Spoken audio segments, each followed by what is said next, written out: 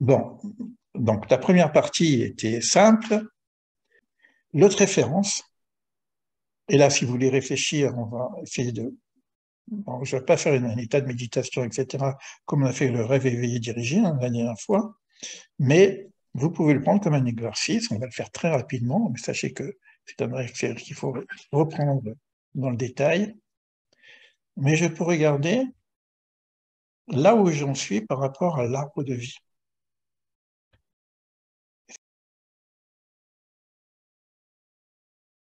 C'est puissant quand on fait vraiment. J'ai fait ça même pour un projet, le projet par rapport à l'arbre de vie, hein, on a déjà fait ça, vous avez des vidéos.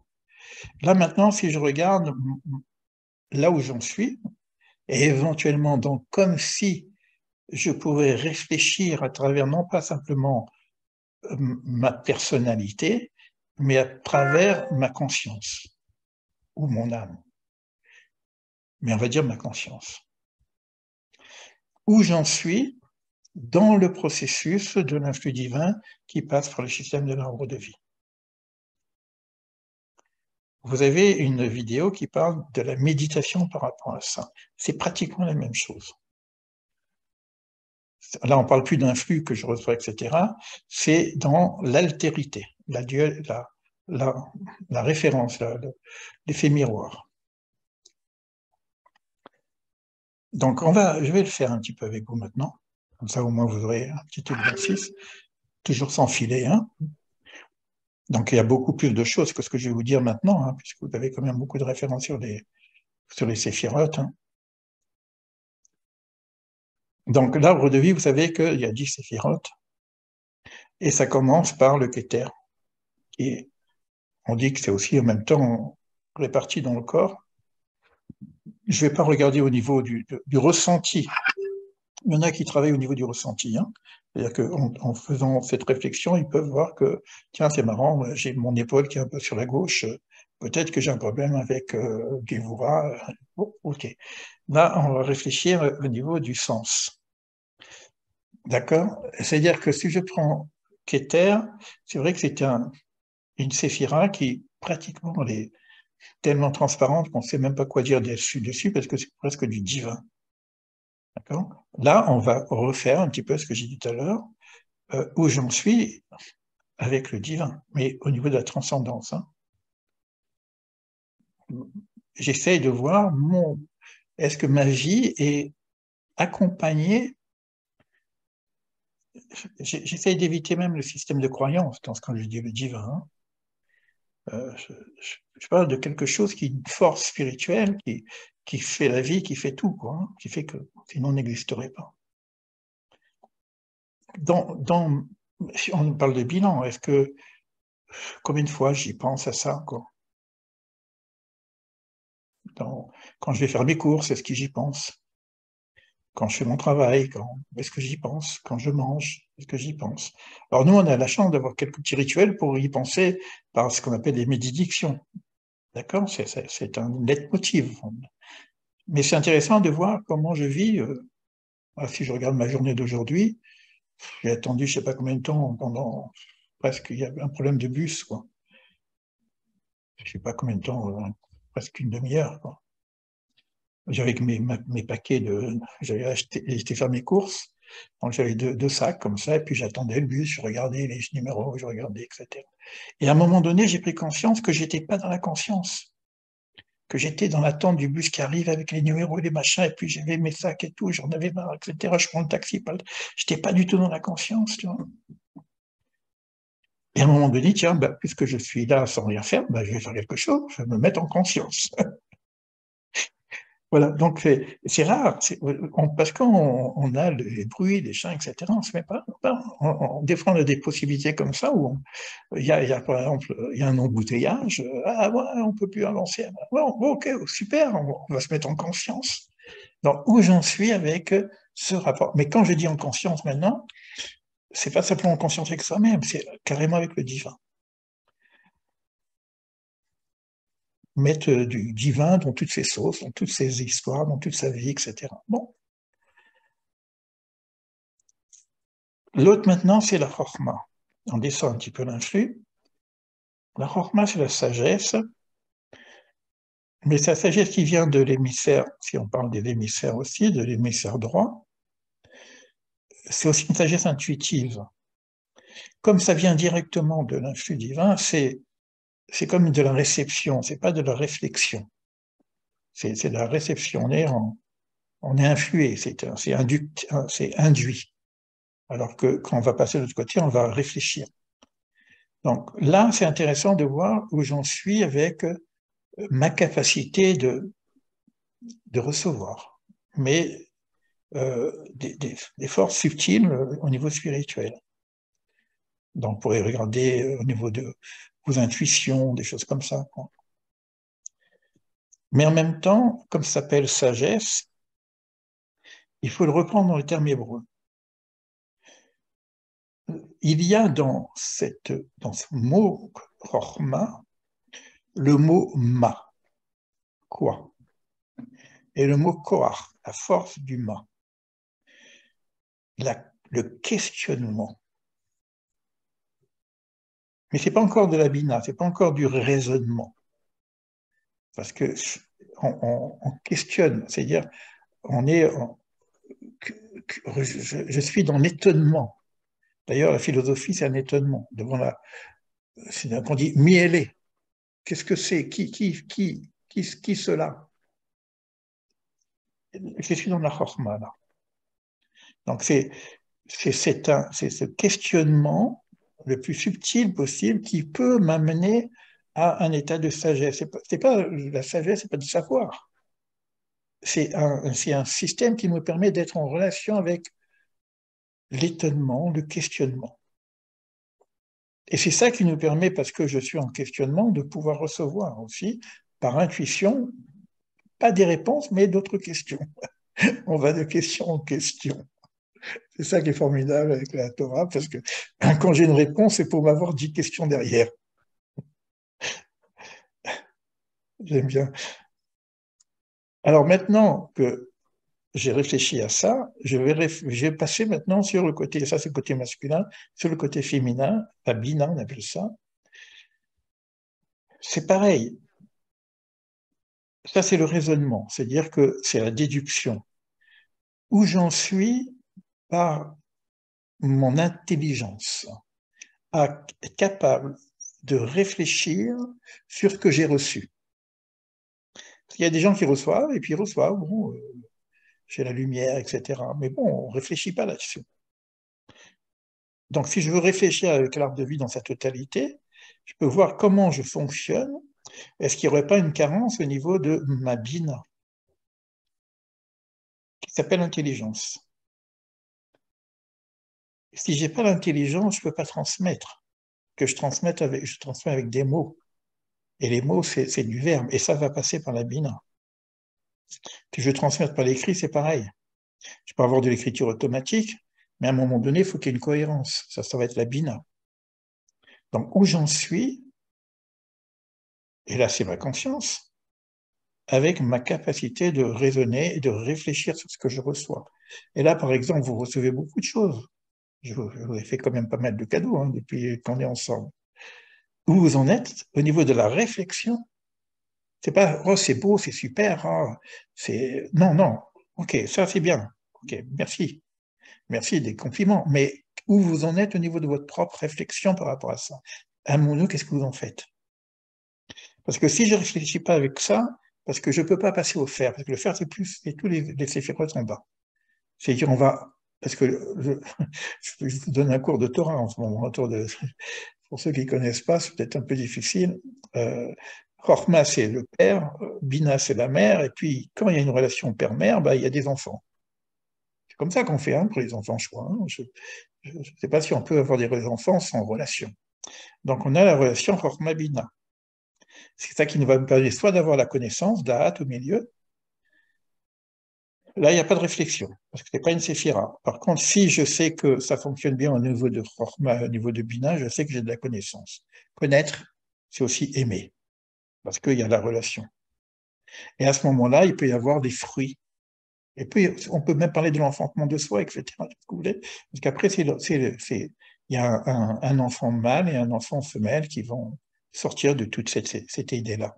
Et dans notre âme, c'est aussi la même chose. On peut imaginer que dans l'âme, il y a ce fonctionnement masculin-féminin. C'est extraordinaire d'ailleurs. C'est-à-dire que l'âme, elle peut s'enfanter elle-même, elle peut faire des petits-enfants. Bon. Donc, une fois que j'ai fait ça, maintenant, je vais descendre dans l'agir, dans les séphirotes inférieures. D'abord, il y en a 6 et puis une. Dans les 6, on appelle ça le mishpat, la justice. Mais en même temps, pas que justice, c'est pas ça la justice divine. Hein. La justice divine, c'est une façon de faire des tikkunim, des réparations.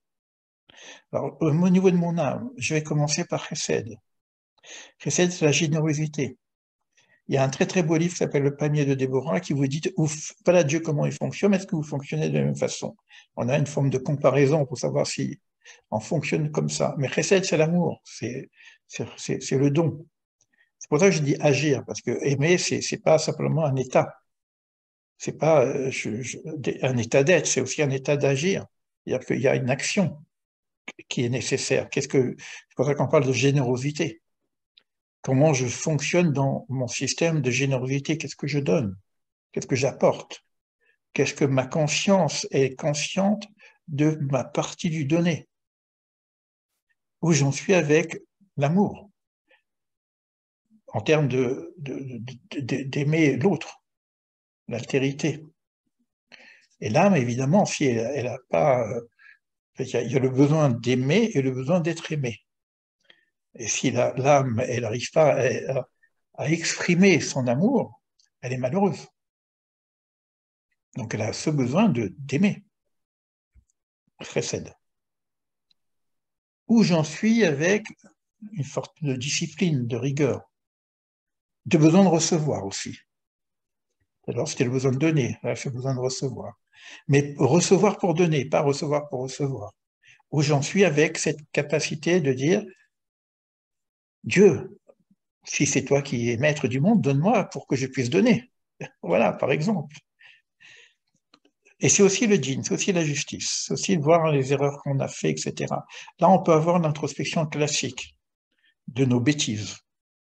Parce que et notre âme, elle n'est pas trop contente à chaque fois qu'on abîme. J'ai une image qui est très, très, très intéressante que j'ai eue par un autre coach, je trouvais très, très belle. L'âme, elle veut évoluer. L'être humain veut évoluer. Et l'image, par exemple, c'est un ballon. Il est tout petit et on va souffler dedans du souffle pour qu'il grossisse. Mais on s'imagine que dans le ballon, il y a une tache, petite tache. On la voit à peine, elle est petite, etc. Mais quand je souffle dans le ballon et que je fais grossir le ballon, ben la tache est grossie en même temps. Donc on voit encore plus la tache. Donc il est nécessaire de faire un nettoyage. Gevura. Discipline, travail sur soi. Ok? Tiferet. Où j'en suis dans cet équilibre de la balance? L'harmonique. Entre justement l'amour et la discipline. L'amour et la rigueur.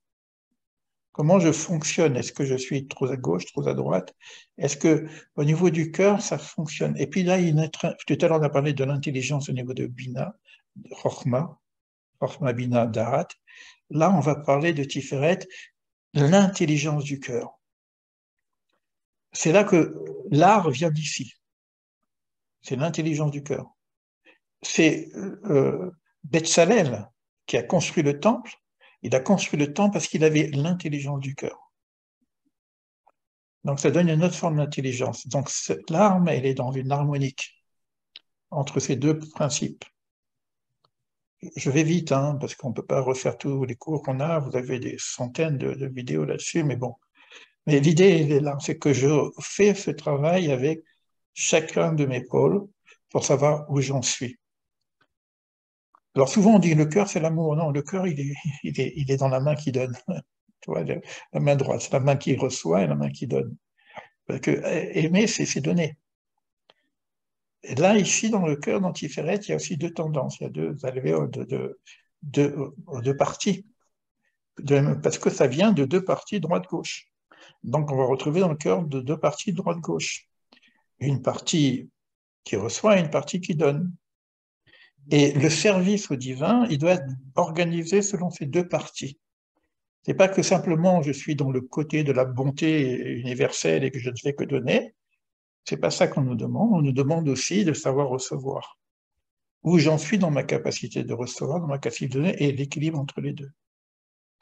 Il y a bien d'autres choses antiférètes, hein, on va pas faire tout, mais etc.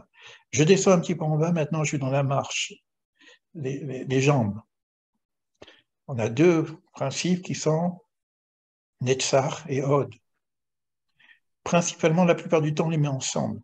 Parce que bon, quand on marche, il faut qu'il y ait une forme d'harmonie entre les deux.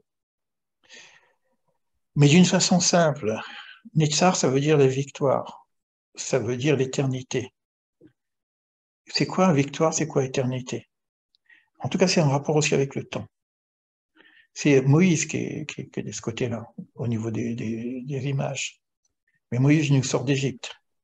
Et l'Égypte, c'est d'étroitesse, de pression, l'esclavagisme, le temps aussi. Sortir de l'Égypte, c'est aussi sortir de la pression du temps. J'ai pas le temps, j'ai pas le temps, non, du truc, voilà, j'ai pas le temps. Où j'en suis avec ça? Mon âme, est-ce qu'elle est tranquille avec le problème du calendrier, le problème de l'agenda, etc. Comment je fonctionne? Je suis prisonnier de mon agenda, comment ça fonctionne? Et qu'est-ce que c'est la victoire? Comment je peux savoir que j'ai réussi quelque part? Ben, c'est tous les éléments qui nous oppressent, le stress, etc. C'est évident que l'âme, elle n'est pas en harmonique avec tous ces éléments-là. Où j'en suis avec ça? Alors, le côté gauche, c'est Odd, c'est difficile, Odd, parce que c'est d'un côté, c'est la beauté, c'est l'art aussi, c'est la construction du temple, c'est Aaron qui est là-dedans, c'est la prêtrise. Et là, je pourrais dire où j'en suis avec le dialogue avec Dieu. Comment, comment ça se passe entre... Parce que l'on construit le temple, c'est l'espace du... Alors, le temple, c'est tout ça, hein, c'est les six en même temps, parce on va devenir un élément du temple divin. Mais là, comment je fonctionne? Ça peut être la prière, mais ça peut être la méditation.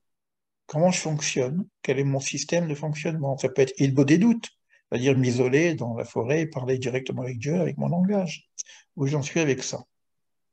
Et lorsque j'arrive à l'harmonique entre droite-gauche, et quand pas, là encore une fois, il y a une autre forme, toujours de connaissance d'ailleurs, la connaissance elle est partout, hein, qui s'appelle Yesod, qu'on appelle le fondement.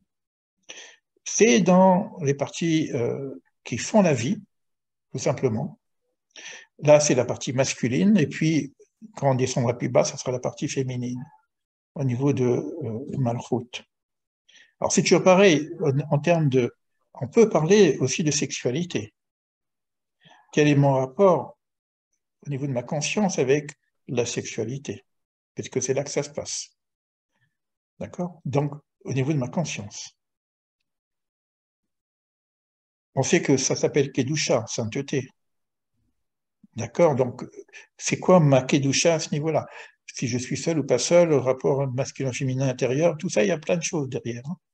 Mais c'est intéressant de voir où j'en suis. D'accord? Donc, il y a une véritable analyse. On peut faire une analyse freudienne aussi là-dessus, parce que c'est aussi une réalité. Et au niveau de mon âme, c'est pareil, parce que c'est tellement puissant, c'est là où on peut parler de sagesse, non pas la chorma, mais du tzaddik.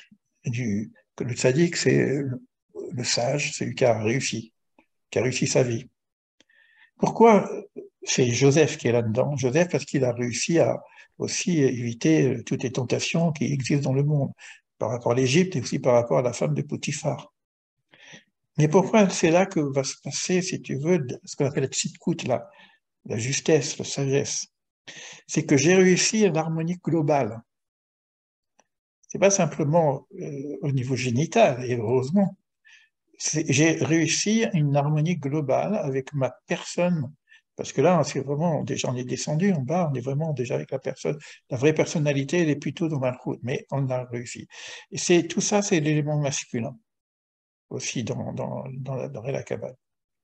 Donc, c'est la partie masculine de l'âme. d'accord, qui doit être en relation avec la partie féminine, donc c'est droite-gauche ou c'est haut-bas. Donc il y a beaucoup de choses à voir avec Yesod, qui est le fondement, les fondations, on pourrait même dire. Si ça, imaginez vous faites un immeuble, ben les fondations, les fondements, c'est l'essentiel. Ben, tout le reste ne marche pas, ça va être la tour de Pise, si vous voulez, quoi. Hein.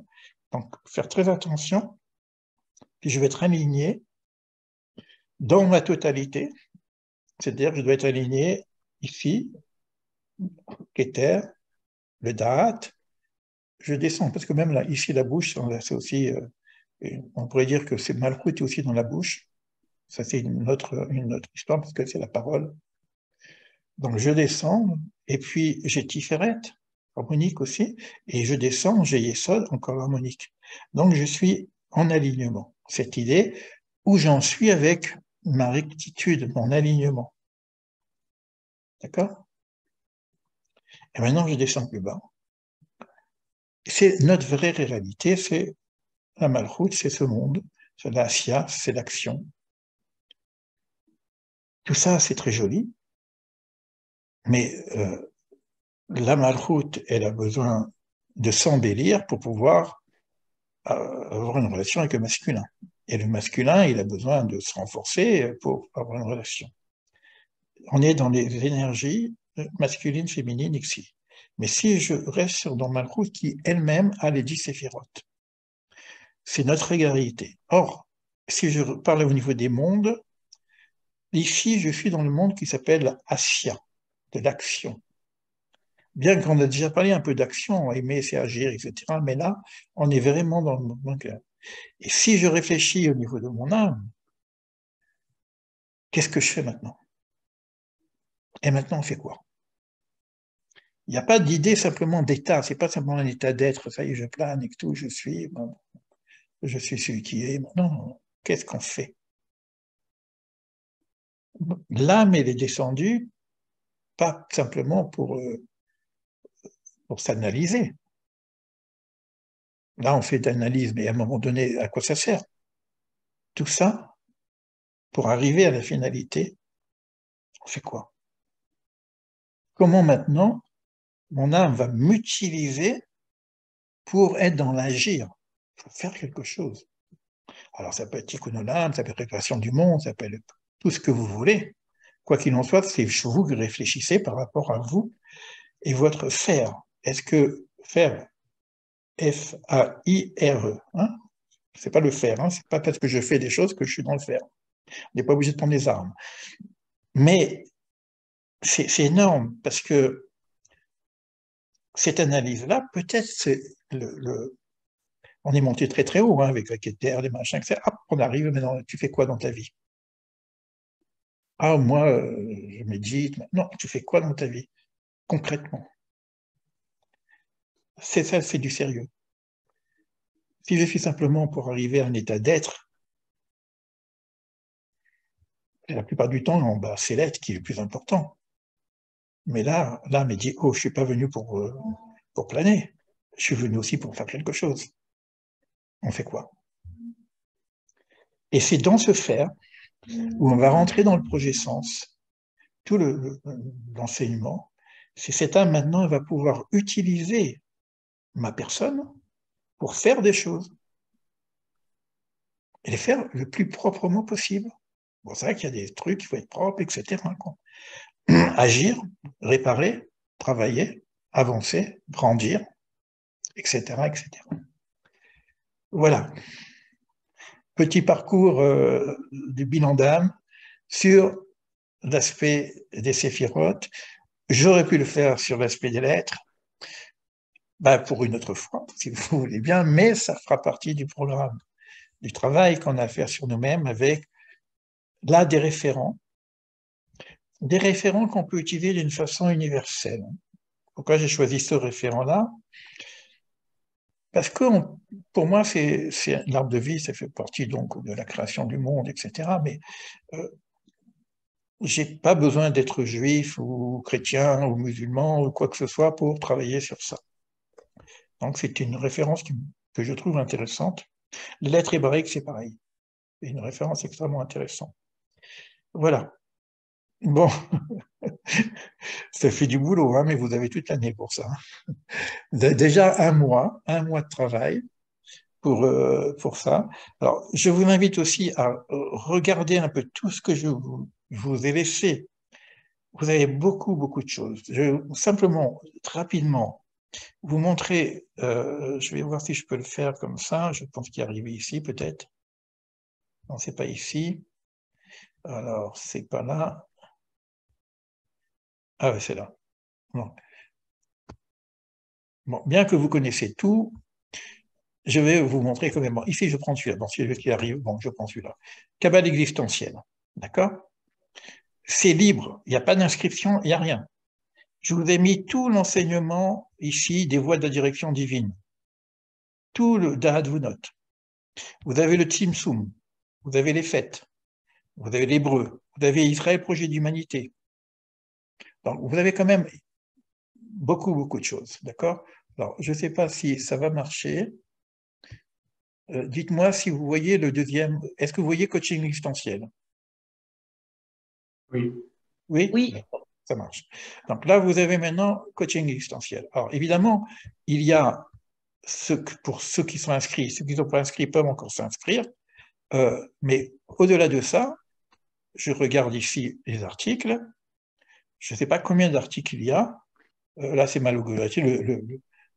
Vous avez énormément d'articles. Je vais vous montrer, pour les montrer autrement. Je vais faire le tableau de bord comme ça. Voilà. Et ici, je mets les articles. Voilà, tous les articles que je vais reprendre pendant ce bilan, etc. Euh, je, vous, nous, etc. Pourquoi méditer? Je passe Bereshit, le bilan d'âme, l'argent, le sacré, etc. Je ne sais pas combien d'articles il y a. En tout cas, je pense qu'il y en a 5 pages comme ça. Donc, le gratuit, ça marche. Ça marche le gratuit? Question. Oser entreprendre. Bon, vous avez déjà des articles. Et pour les personnes qui se sont inscrites euh, au coaching distanciel pour uniquement les premières portes, évidemment, vous avez, quand je reviens ici, sur la page d'accueil, invitation. Voilà, vous avez 1, 2, 3, 4 modules déjà. Et puis vous avez le mastermind où on vous demande de vous évaluer si quelle est votre singularité, votre spécialité, etc. Vous avez ici, quand j'appuie ici, vous avez, je descends un petit peu, vous voyez, c'est bon? La roue de la vie, en bas. D'accord? Donc, tout ça, il y a vraiment un vrai travail à faire, etc. Vous avez également maintenant la chaîne. Vous la voyez, la chaîne? Est-ce que vous voyez la chaîne? Oui ou non? oui, Oui. Oui. Alors, dans la chaîne, maintenant, je vais appuyer sur Playlist. Donc, je ne vais pas vous laisser... voilà. Coaching d'âme, 28 vidéos. D'accord? Vous avez, je ne sais pas combien de playlists ici.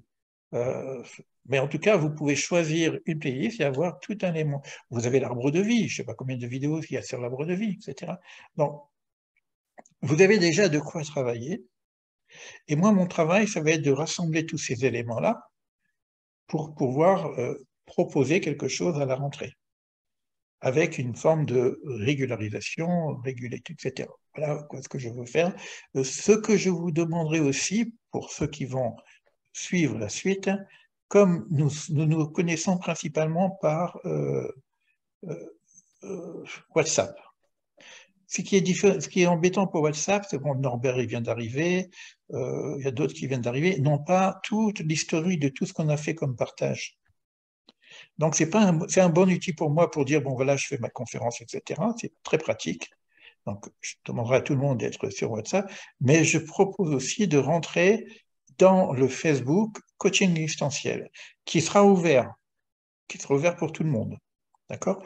Après, il y aura un gros spécifique, bien plus singulier au niveau de l'école, qui se déroulera, on ne sera pas 50, on sera peut-être une dizaine, pour suivre un programme tout au long de l'année, etc. Donc ça, c'est le travail que je dois faire. C'est pour ça que je me retire un petit peu. Je pars faire mon propre bilan d'âme et bilan de geste pour savoir comment je me réorganise pour faire une proposition concrète à la rentrée, puisque pour nous, la rentrée, c'est après. Donc, moi, je sors de ma jachère exactement à fin septembre, hein, fin septembre, voilà. Donc, je vais arrêter le partage. Et puis, donc, et j'ai l'intention donc de démarrer, j'appelle ça l'école, on verra comment je l'appelle ça, le 11 novembre. Voilà. Donc, on a toute la préparation, les échanges, etc., la mise en place du programme, etc., d'ici le 11 novembre. Jusqu'au 11 novembre, je suis en jachère, c'est-à-dire que ce soit des rencontres individuelles ou tout ce que je vous ai offert, c'est une participation libre. C'est-à-dire, vous pouvez participer, évidemment individuellement par rapport à ce que vous avez reçu jusqu'à aujourd'hui. Et si vous voulez des entretiens individuels pendant cette période-là, elle restera également participation libre. Et après, une fois l'école établie, on rentrera dans des trucs plus classiques pour nos échanges. Voilà pour ce bilan, pour ces partages. Je vais couper et puis on va passer aux échanges entre nous directement.